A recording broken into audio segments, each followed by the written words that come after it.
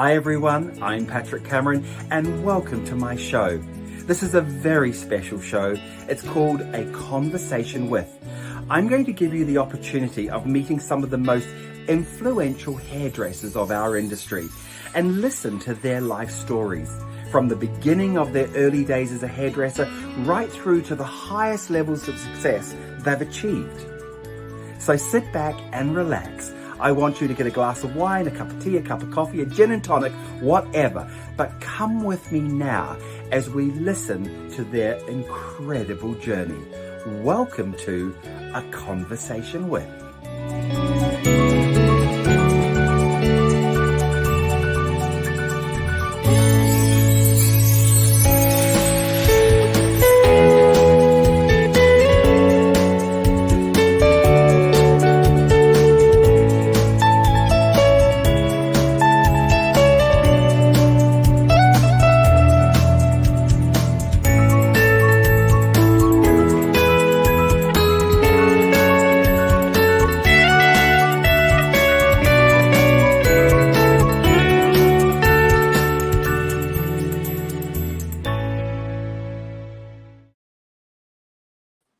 Hello and welcome everybody to A Conversation With. Do you know, I love these shows. I love the comments we get are so amazing because I think people really enjoy the storytellers that I present to you each week. Of course, these amazing storytellers are incredible hairdressers who are successful in their own rights. My guest tonight is someone who I just adore. She is from the Northwest. She's from Liverpool. She hails from Liverpool. And one of her big mantras that I love, this is her statement. She said, "You can teach anyone to cut a straight line, but that isn't enough to be successful. You can't teach a person to be nice. So my advice is employ nice people and make them great hairdressers." And I love that statement. My very special guest tonight is Angie James, all the way from Liverpool. Hi, Angie. Hi, lockdown Liverpool.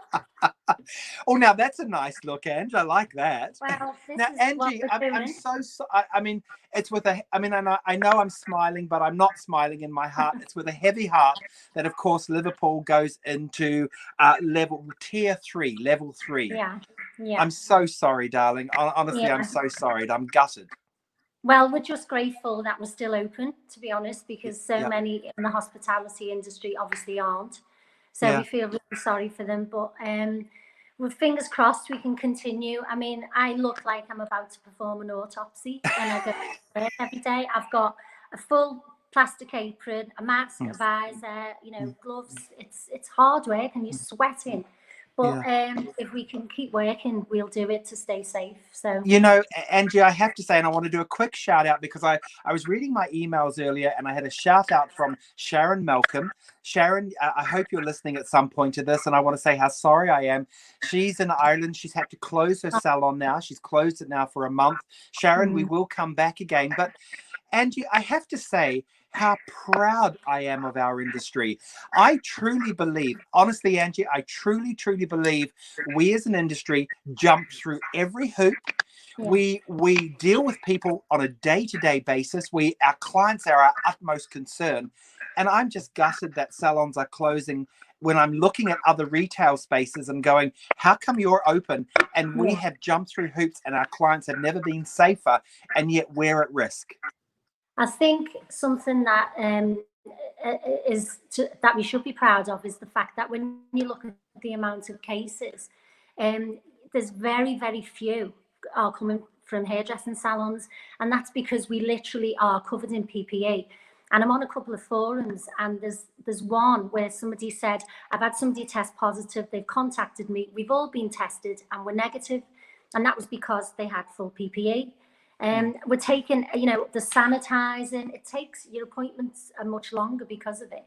But if it keeps us safe and we can continue to work, we can't do any more. And I think, I think you said it to Beverly C a few weeks ago. It was so frustrating, 4 months with no income. And many, a lot of people weren't eligible for grants. They weren't eligible for any other payments or bounce back loans. And I have a lot of salons that I talk to, varying, levels of rental commitment. And they were saying, I literally don't know what I'm going to do. And I said, you just got to downsize, speak to everybody, talk to your landlords, tell them that you will be back, reassure your staff, because, the staff are obviously, need that reassurance. They don't know what's going to happen. We've got to work together. When we did come back, everybody, I think what we felt was this amazing love, wasn't it? Everybody was so grateful. And, we've always felt loved. We see how grateful our clients are to us. But the amount of cards and, extra money, I had clients ringing me up saying, listen, I'm going to pay for the haircuts that I haven't had. And I just think I'll never forget it. It's just amazing. We're so lucky. But the whole country realised how valuable we are, didn't they, Patrick? Yeah. Oh, they did, Angie. And they really did. I mean, but I think again, it just goes to show you, doesn't it? Again, we have a lot of listeners, Angie, from all over the world that listen in, and a lot of young hairdressers as well. But it just goes to show you how lucky we are to be involved in such a charismatic industry, and an industry that really puts people at the heart of its industry. Yeah. When I used to interview, I used to sit down and we'd take 10 apprentices every year, and we used to get about 150 applicants. And how do you choose, and there'd be some amazing, these kids who've done all these amazing things. And I used to try and find the ones that I found that something else that they had in them. And I remember interviewing a girl, and I said to her, why do you want to be a hairdresser? And she said, I don't. And I said, well, why are you here? She said, I want to work for you. She said, and if I don't get this job, I probably won't be a hairdresser. She said, because I've been here to get me hair because I've saved up. And she showed me photographs. Mobile phones weren't out then. And she was showing me photographs of how she'd coloured. She was only 15, a friend's hair with hair colouring. And this girl, hairdressing was her life. And I thought, and she was, really bubbly, and she wasn't academic. She hadn't done very well at school. She was off a lot. And I said to her, well, are you sure this is a big commitment? And she said, I promise you, just give me a chance. That's all I ask, give me a chance. And I employed a lot of people like that. And I see them now, and they're running academies in Australia. And, and it makes you so proud. But it goes back it should do. But you know what, because I need people around the world to fall in love with you as well. So just tell us a little bit about your story. So I understand that you started hairdressing really almost at the age of 12. Yeah, lied. First and last time I've ever lied and said I was older than I actually am.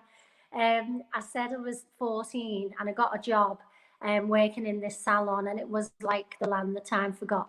It was really old-fashioned, and it was, but the type of hairdressing that gives you a fantastic foundation, Marcel waving, shampoo and set, sides forward, piece over, full fringe, all under the hood dryers. And it was, I learned how to finish hair, how to dress hair. Yeah. And I actually worked with my sister, who did what they used to call top knots years ago, full head of top knots. And she worked in a salon in Liverpool, in Henderson's, which was a really famous shop. And it was all about finishing hair. And in those days, it wasn't what I later learned, a fantastic course is a foundation, and people won't come for a blow dry if they can manage their hair themselves at home. So you take up an appointment with a haircut rather than a blow dry. But in those days, nobody could do their own hair. So people just went, had a blow dry, and it lasted them a week. And that was where I started. And it was really old-fashioned, but I'm so grateful. But Angie, it gives you, honestly, it gives you that finishing. And I think this is what a lot of younger hairdressers really struggle with now, is getting that beautiful finishing. And really learning that really follows through with your career, doesn't it? Because that took you, and you went from that salon, Angie. Just tell us from that salon to where? Yeah, I went, I always wanted to travel, because I lived in a really a small town in Liverpool called Kirby, which I know Kirby. Any of you far and wide people will hear, do you? Well, you were a Kirby girl. I was a Kirby girl, I was, proud of it. So, I wanted to travel, and I was quite academic at school, believe it or not. I was quite clever. And when I said I wanted to be a hairdresser, the careers officer said to me, that is a terrible job. Do not do it. There's no prospects. You make no money. You'll stand behind a chair for 12 hours a day and you'll never have a penny. And I just wanted to do it. I found that I had natural ability. And so I thought, well, I want to do this. So I'm going to do it. So I did. And then I decided I wanted to travel. So I applied for a job with Steiner to work on the ships. Gosh, on the boats, yes. And I got the job. On the ships. But I didn't go. Didn't go because I then met my husband who came into the salon selling hairdressing equipment. So anyway, I didn't go, but I always wanted to travel. So we decided to up sticks and go to Spain. So we were only 21 and we went to Spain and we lived in a little tiny apartment and I got a job working in this salon and then eventually opened a tiny salon next door to a bar.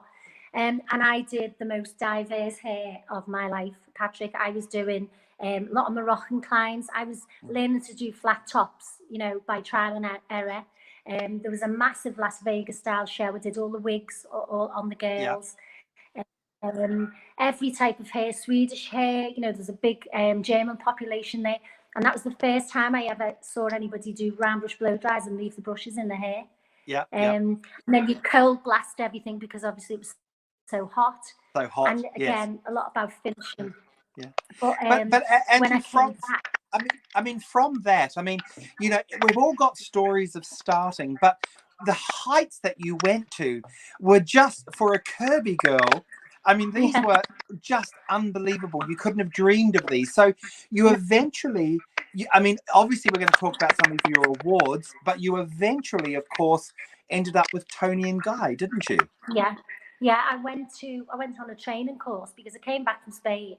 And, in Britain, we are always at the forefront of fashion and what's happening. That's right. And I felt as though I'd lost 4 years. And I thought I need to retrain. So I went on a training course with Toni and Guy. And there was a lot of younger people there. And I just was amazed. I've never, ever, I walked into a room and there was every nationality. There was people standing outside just talking and just loving hair. And I went on this course for a week and I was first one in and last one out. And I was shampooing for everybody and just like a sponge because I just couldn't believe what I was seeing. And Toni came in and I'd been asked while I was there, Dennis Langford said to me, I want you to be an ambassador for our product, brand new product range that we've only got 6 products called TG. What year was this, Ange? What year was it? 1993. 1993, yeah. Yeah, and we've got these new products. So I started going out into salons talking about TG products. And there was a mousse and there was a spray mousse and a gel gloss and a couple of products. And I had to obviously demonstrate them and show the salons, and then TG obviously took off. And then Toni said to me, "You need to come and work for me."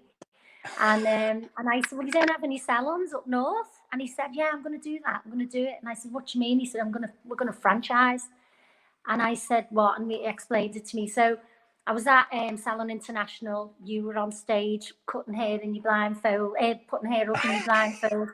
And I was on another stage over there doing a demo. And I remember I came off and there was a couple of people heckling, like you get a few who think, oh, yeah. And then somebody said, "You do free fringe trims, don't you?" And I said, "Yeah, we do, yeah." And this guy said, "Well, that's ridiculous. I get £5 for a fringe trim."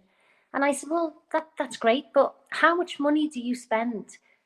Time, energy and money just trying to get people to cross the threshold into your business, and you give a free fringe trim?" He said, "Well, they come and they haven't cut their hair." I said, "So what? New people are coming into your salon and you don't want them to. Give them a free fringe trim, give them a price list, ask them to come again, give them a consultation for colour. You've got a client walking through your door." So I came off, Toni went, "That was amazing, that was fantastic." So he said, "We need to do a salon." So I said, "Well, I want Liverpool." And he said, "Oh no, you don't want Liverpool." He said, "It's terrible there." I said, "That's where I'm from." And he said, "I thought you were Irish." I said, "No." So he said, "Well, I've been, but I've only been to Anfield." I said, "Well, that's not the city centre, Toni." So long story short, I sent him a train ticket because I had to sell Liverpool to him. He wasn't really buying it. And he came, and it was a wet Monday in January, and I thought, this is the worst possible day he could come. Anyway, there was something on at Liverpool University, and there was just thousands of people all dolled up, walking round. And Tony was like, oh my God, this place is amazing. And I said, told you. So he said, okay, let's do it. So we did, and we needed 15,000. He said, you've got 15,000, right? I said, yeah. So we went home, and we sold our cars and literally lived on cuppa soups for a year. I'm not joking. Oh my gosh. And Tony lent us the rest. And we opened on the 11th of December, 1995. We had 10. And he said to me, if you do this, you'll be the first woman we've ever had do a franchise, because there'd been 7 by then. And I said, right, I've got to do it then. So we opened. I was the first female franchisee. But of that 10, 6 of those went on to be franchisees themselves, and 3 of them were women. And I actually had 6 of my staff who were women go on to be franchisees. So I was the first, but I knew I wouldn't be the last. Oh, I mean, that's absolutely incredible. And I mean, this was such an exciting time for Toni and Guy as well, because not only was it forward looking, it was a culture, Angie, wasn't it?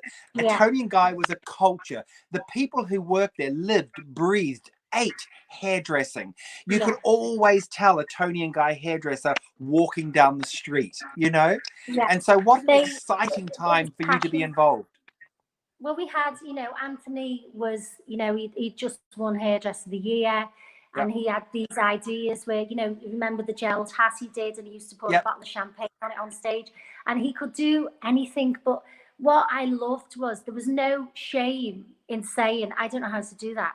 I was 28 and I was being taught alongside 18-year-olds, because everybody that worked for Toni and Guy, you have to start again. And you have to do our what we used to call our Vardron program. So you cut one length all day, one length, and you do literally hundreds and hundreds of hours of that. Like you say about long hair, just keep doing it, and then you get better at it, and you get better. And we had to retrain, and everybody has to go through that, and then you have levels where you progress.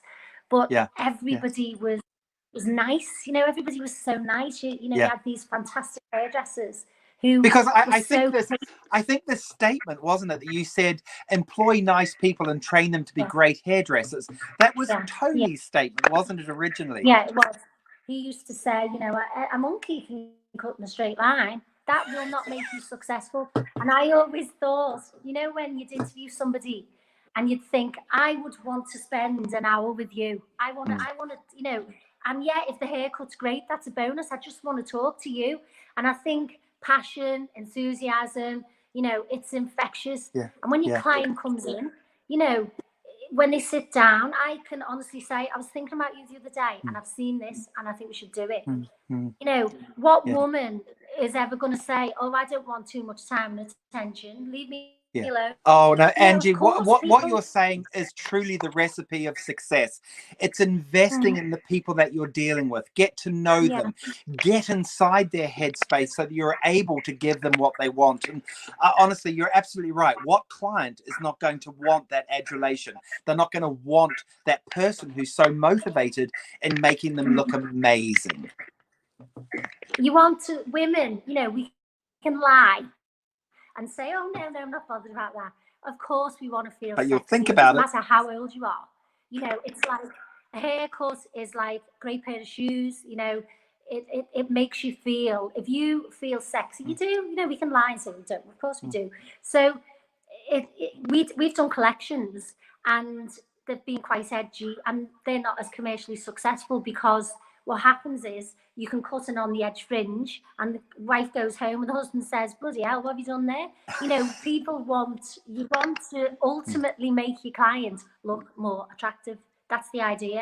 And sometimes clients will come to me and say, I want this bob, and I have to say to them, you know what, because your face is slightly rounder, that is not going to make you, that we need some length here.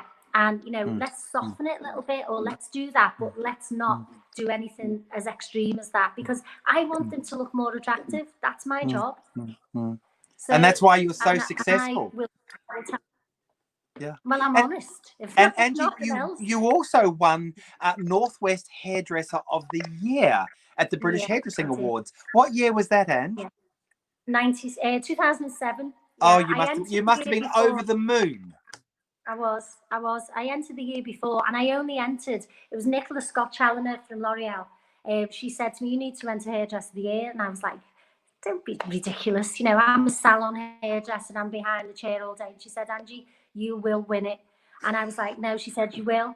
Anyway, I entered and I did a collection. I didn't know what I was doing really. I did some nice, you know, in bikinis or whatever. And then I thought, no, actually, once I did some research, and big into research, so had a look who'd won before, had a look at who judged it. And then the second time I entered, I realised that the second round is judged by fashion editors. So I thought, it's no good me putting them in a bikini from C&A. You know, I need high fashion, really, really nice couture You need clothes. fashion So I forward. borrowed Fashion them. forward. Yeah, yeah, because it's a total look, isn't it? So I borrowed the clothes, and I came up with you have to have a concept, and I came up with this concept, and it's, you know, where does your inspiration come from? I saw an album cover, Roxy Music, and it was Jerry Hall lying on the rocks as a mermaid called Sirens, and I thought, I want to do a collection that is about decadent hair that looks really expensive and sexy, but my take on it. So I did you know, some beautiful soft curls, and I did a Purdy, which was, you know, Joanna Lumley, my version of that, and I did a Rod Stewart, which was a crown. And anyway, fast forward, borrowed the clothes from a shop called Cricket in Liverpool. And I remember having them in the boot of the car. My nerves were gone because there was about 50 grand's worth of clobber in the boot of my car. And I was thinking, if anybody pinches this. Anyway, we put them on the models and we took them off and handed them back to her. And a couple of weeks later, Victoria Beckham was out in one of the dresses that I borrowed. Anyway. Oh, So Angie, night, let me just stop you. I need to translate from my international audience. Clobber, everybody. Clobber are the clothes that she had. So she had a boot full of clobber. That's what she had. She had a car boot full of clobber. Sounds a bit Australian, doesn't it? Clobber. But it's not. Sorry. So anyway, we're sitting there on the night, and we'd taken the staff down, the team, and we're sitting there, and I'm sitting there, and, you know, all dressed up and nervous. And then Jonathan Ross came out, and then he just said, "The Northwest Hairdresser of the Year is Angie James." And the whole place, I can't remember it much more, the whole place just erupted. And what was lovely was so many people who came up to me, not from Toni Guy, not from us. Charlie Miller came up to me as I came off stage. Great guy. Amazing. And I actually said in my speech, I said, I was told that hairdressing was a rubbish job with no prospects by my career officer. I said, and I don't know where she is tonight, but I bet you it's not 100 quid for a bottle of vodka, because we were in the Grosvenor House Hotel. You know, and I mean, listen, to anybody that's never been to this award, it's at the Grosvenor House, one of the most prestigious ballrooms in the whole of London. Chandeliers, 100 aplenty, grand staircase, the whole thing. And Angie, here you are, this little girl from Kirby, this amazing franchisee. You've done this collection. You won Northwest Hairdresser of the Year. I mean, you know, this is what success is all about. You grabbed the success as you were going along because you're passionate about what you do. And I would always ask for help. You know, I know my strengths, Patrick. I know what I'm good. I know I can motivate a team. I know I can make any client happy. I know I can manage a bride. You know, I can make the day run smoothly. I'm good under pressure. I don't worry about, you know, if the dress rips or something goes wrong, I can sort it out. I can sort anything out. But there was areas that I didn't understand. And, you know, that side of it, session hair, I'd never done it. So I learned. And, you know, whatever your weakness is, we shy away from doing that. So I have always believed that, no, don't, find out, you know, and learn and give yourself that, you know, that head start. Why not? If there's an area of hairdressing, you know, you'd employ people in that say, I don't do hair up and I don't do barbering. Well, you need to learn because you're a hairdresser, and, you know, so I would ask for help, and I had amazing help. You know, I had the best people in the world advising me, and I remember sitting down and going through the photographs, and a lovely, lovely man who's no longer with us, Stuart Weston, photographer, Oh, who I did remember Beverly Stuart. Sue's Yes. photographs when she won. And he was, I walked into the studio, he's sitting playing the drums, you know, and it was all cool and everything.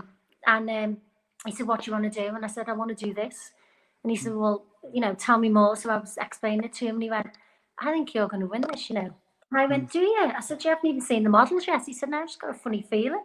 He said, Yeah. so anyway, he did the photographs and he really helped me. And he was like, and I said, what do you think of this? And he said, yeah, change it a bit more. Let's do another look. He was so patient with me. And obviously when I won, he was delighted. And a lot of people were really happy for me. Yeah. Because Oh, listen, they were. And you tell me, great. at your height of the salons, because you had 10 or 11 franchises, how many staff did you employ? 320, I think, was the most. We had 70 in one salon. And at that time, it was the largest Toni Guy in the world. It was 5,500 square feet on 3 floors. But you know, what we used to do really well, we did great hair. That was a given. Toni and Guy, a lot of salons in Liverpool were doing great hair. You had Herbert, Andrew Collins, Barbara Daly, fantastic hairdressers. But we had to give a little bit of London. It's coming to Liverpool, so we served wine and beer and champagne. And when the client came in, I used to put like stickers all over the staff room, and the staff laughed today. They still say to me, Angie, do you remember all those things you used to put everywhere? And it's, you know, smile, you're on stage, and don't make your clients happy, delight them, and just constantly, you know, hammering home that we're a service industry, and you know, you can have a big ego, but there's no place for that in a salon, you know. You know, Angie, I have to say, you know, one of the things that I'm most proud of, and I want to get your take on this, one of the things I'm most proud of is that I'm part of so many people's life story, part of their life story, you know, their career, their mother, their grandmother, they may be, whatever. And Angie, you're the same. You're part of a lot of people's life story. How do you feel about that? I feel very lucky. You know, the staff that I've worked with, I you know, make no bones about the fact that I have worked with the best people in the industry. I was so lucky that, you know, even from day one, we just had a fantastic team. And I get messages all the time from people saying to me, they were the best days of my life. And I, you know, anytime you can pay someone a compliment, you should do it, because, you know, sometimes I have staff. I was talking to a girl last night. She said, oh, I'm going, you know, she's gone through a divorce. And I said to her, you are a brilliant person. You're a lovely girl, and you haven't even come into your own yet. And the best is yet to come for you. And she said, oh, do you remember that day we did this? And do you remember that wedding we did? And I said, yeah, they were great days, but they were great days because I had a fantastic team. And I'm still in touch with most of them. You know, we Facebook is great for that. You see people, but I mean, you can't even, you make hair talk. There's nobody can lace your boots. You know that. No, they can't. Oh, Angie, listen, and what I love too, I mean, you have such a passion for long hair as well. I know that's really a big passion of yours. Yeah, I love it. I love the whole, you know, I always say to people are terrified of it. It's almost like it's mysterious, and they think we're these like magicians, and we're not. Oh, well, you are. But they say, I just can't do long hair. And they have a go of a little lopsided. You know, they do a French pleat once. It's lopsided. They go, don't do that. Can't do that.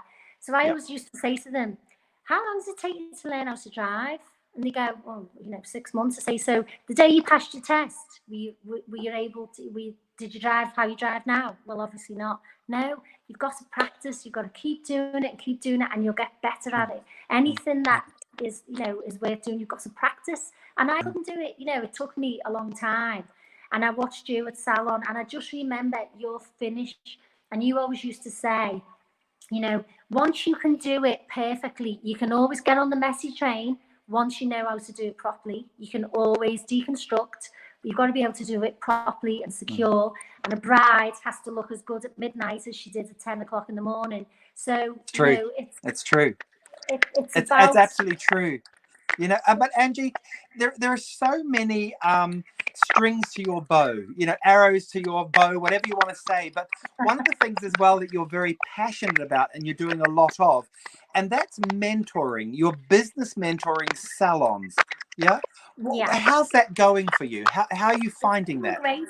And obviously during COVID, sometimes people just need a voice, somebody at the end of the phone that they can say, what do you think I should do about this? This staff member said that.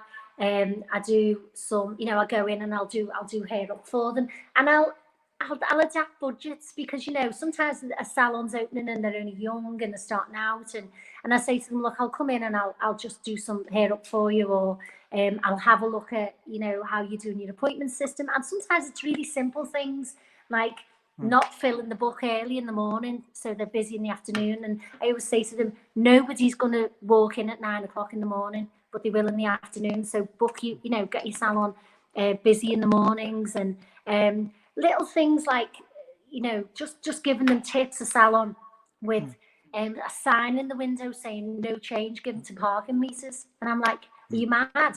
Put a sign in the window saying we have change for your parking meter, because again, somebody's crossing your threshold into your business. How much? And that's true. I mean, you're such a positive person, and I think taking that positivity to a business is such an advantage. Yeah, good haircuts.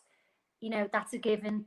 But you have to give service. You have to make your clients feel that they are the most important person, and give them, listen to them, do a good consultation. Yeah. And obviously now, retail, and make it a complete visit and get them rebooked in when they leave. Give them an incentive to rebook, and just small things, little tweaks that only experience can teach you, really. Yeah. Now, I know also, Angie, you probably can't hear this, but there's a little bit of interference going on our line. It's just a little bit of knocking or sound that's going on. So to all the viewers out there, I think Angie's fine. She's sitting perfectly still. I'm sitting perfectly still. I'm not touching anything. So I think it's just the connection that we have. Oh, it sounds like someone's typing away or doing something. But hey, listen. And also, too, what I love, and of course, I ran into you again many years later with the indomitable Herbert. And you and Herbert had such a great synergy. And I just adored the way you and Herbert were together. Yeah, he was a one-off, as you know, Patrick. And I went through a divorce, and I remember it was really difficult because I had 2 young children and I didn't know the direction that I was going to go in. And I stayed in Toni Guy for 2 years after that. And I remember it's strange, because when you're, at the top and you've got all these staff and you've got all these people working for you, everybody's your friend. And then suddenly when you're not in that environment anymore, you think, I haven't heard from that person or this person. And Herbert rang me and he said, what are you doing? And I said, I've left, and I'm going to start up on my own. And he said, look, I'm not going to insult you. And he said, I wouldn't offer you a job. He said, but do you want to go into business with me? And I said, doing what? Because you know him, you knew him. He was. I loved him. Loved him, but he could infuriate anybody. Oh, totally. I'd hate to work for him, but I loved him. Yeah, and he said to me, we'll do a training company. And I said, I want to offer education for people that are frightened to go on a training course because they feel like they've been out of training for so long. There's a lot of hairdressers, I'm in my 50s, believe it or not. And there's a lot gorgeous. Of people, you look like you're in your 40s. There's a lot of people who are still working. I'll be cutting hair till I get dragged out on my Zimmer. I know I will. And there's a lot of people who've been in the industry a long time and they think, I need to refresh my skills. I don't really know where I can But honestly, Angie, this was so Herbert. Herbert was all about giving back. Herbert was, I think Herbert for me was one of the most generous people I have ever met. He was generous of his time, he was generous of his talent, and he was generous of his money as well for the great causes that he had. So just amazing time for you. He did so many great things, and the laughs, I've never laughed, honestly. He just sailed through the salon, and he just the things that he used to come out with, it was just hilarious. And everybody went in there, and if he wasn't in, they were disappointed, because you went in to see Herbert, and he changed hairdressing in Liverpool. He made this mega salon, and he doubled the price for a haircut. And at the time, people were saying, oh, who's going to pay £20 for a haircut? That's ridiculous, you know. And he made it. He used to say, this is a white tie salon. You know, it's like, you know, that's what he used to say. And I must tell all of our viewers around the world, I must tell them that his salon was right in the heart of Liverpool, and the building that it was in was called the Bling Bling Building. And that sort of tells you what Herbert was like.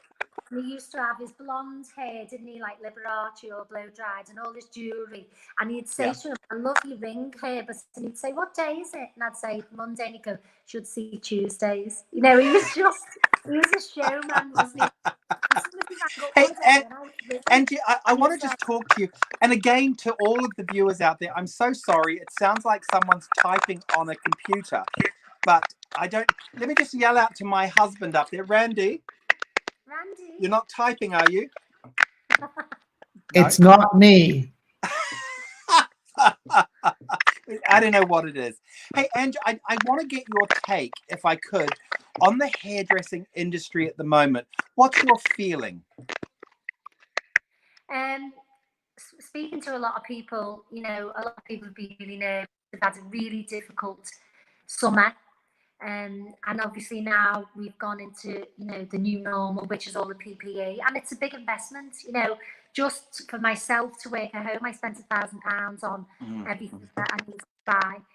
And so for a salon, you know, that's massive. And I've spoken to salon owners who said to me, you know, it's difficult to juggle the because, you know, you're only allowed so many clients in the salon, and if you've got a big team. So I've talked to people about elongating the day, elongating the week, you know, and looking at working differently. We've got to now adapt. We've got to open Sundays, you know, we've got to work later, start earlier, do longer appointment times. But I think what people are going to have to do is they're going to have to increase their prices, because if you're doing half the clients that you were doing, you cannot sustain your business. You know, if you're paying £100,000 a year in rent, you'll end up with no business. You can't sustain that. So, you know, doing less clients, giving great service, but people have got to increase their prices. And also, I think what has been a good thing from this summer is education has become so accessible to everybody, because people like you, every Monday morning at 10:30, we know Patrick Cameron's on, and you know, it's making everybody access education. I spoke to so many people who said to me, do me a favor, can you just take me through this? And I was showing people how to, you know, do various different things, haircuts. I did loads of colouring courses, a lot of balayage, and a lot of freehand stuff, and loads of different things that I would never have done. Obviously, you know, your webinars, and they're amazing, and access to education. So that's one thing. I think a lot of hairdressers invested in themselves this summer. But I think something that we've all learned is, you know, quite vulnerable in that if we use these, and what happens if you... I remember thinking, I cut hair, that's my income. You know, I've got 2 daughters at university. You know, when I can't work, I've got no income whatsoever. And I think we started looking towards the future and thinking, well, what would I do if I can't do this? So that's when people start moving into education, maybe mentoring, you know, looking at diversifying into other things. But do you think, because we are hairdressers, we have that, particularly, you know, hairdressers that have been around for a long time, that have been working in the trade, we have that power of communication, don't we? We have that power to be able to talk to people. And I don't think a lot of people put a value on that. You know, there's a value, there's a huge value, isn't there, Angie, on being able to communicate, being able to make people feel better. Yeah, definitely. You know, we all know that what people tell us, you know, it's sacrosanct. We don't repeat. And some of the things that people tell me, you know, make your toes curl. But that is, you know, that's that one-on-one time. And, you know, people who are obviously suffering with mental health, or they're depressed, or they're, you know, they're just fed up, or they're lonely, they'll come to you, and they come for a haircut, but they also come and they confide in you. And obviously, I confide in my clients. I tell them that they've gone right through my whole life with me. Probably wish that I didn't, but and I think it's a personal relationship. It's such a personal thing. We are touching people, and they're trusting us, and it's really important.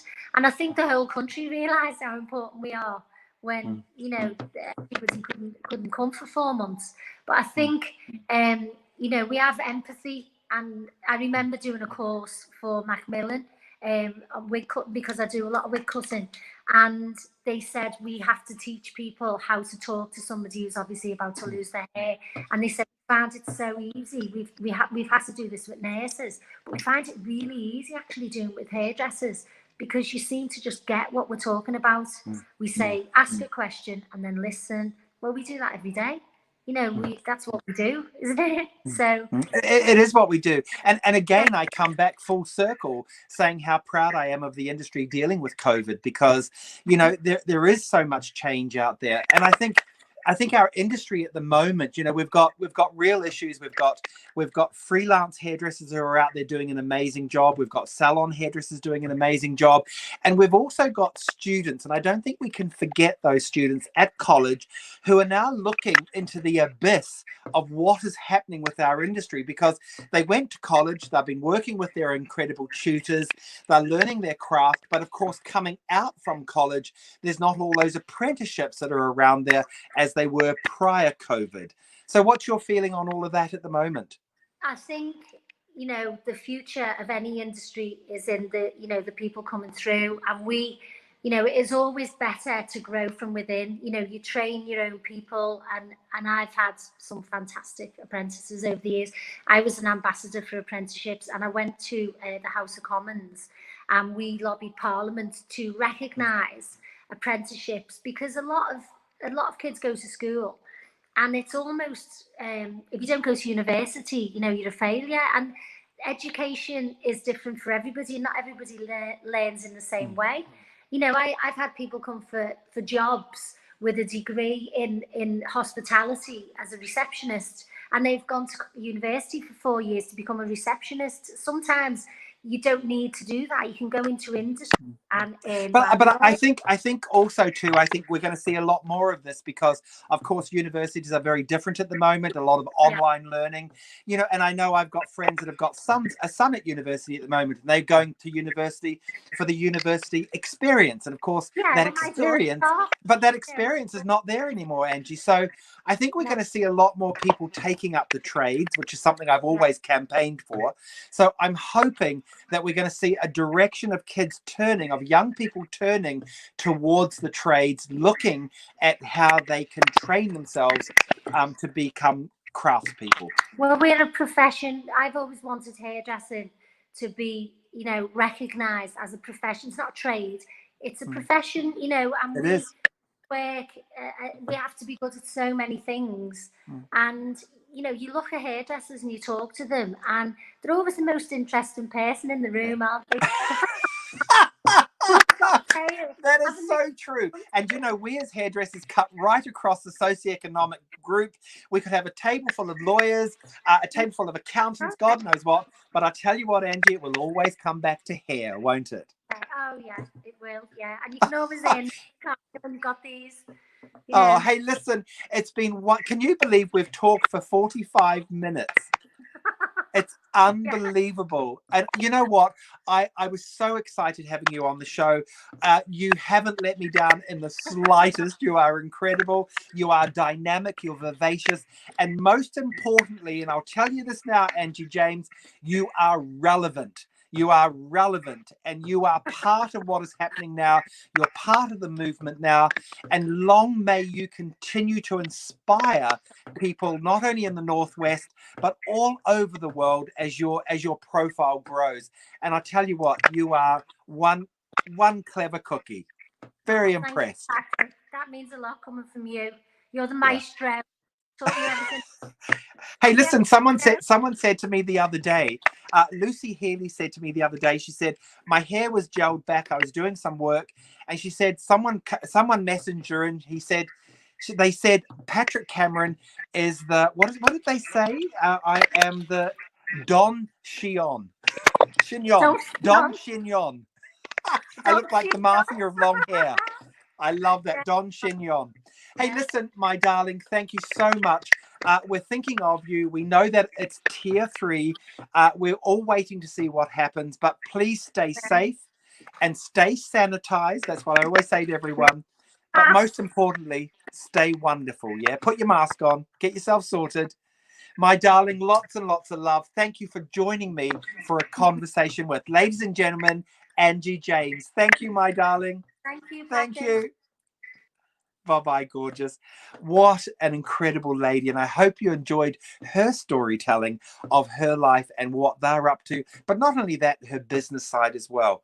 Again, I'm so sorry. There were little sound issues in amongst that. Hey, listen, it's technology. It's the way it is. But boy, she still had a message and she was incredible to listen to. So guys, thank you so much for joining me for my conversation with. And I look forward to you joining me sometime very soon. Remember, always watch out for my education in isolation every single Monday morning at 10:30 on Facebook and on Insta. So from me, Patrick Cameron, here in London, guys, lots and lots of love, and I'll see you very soon. Bye-bye.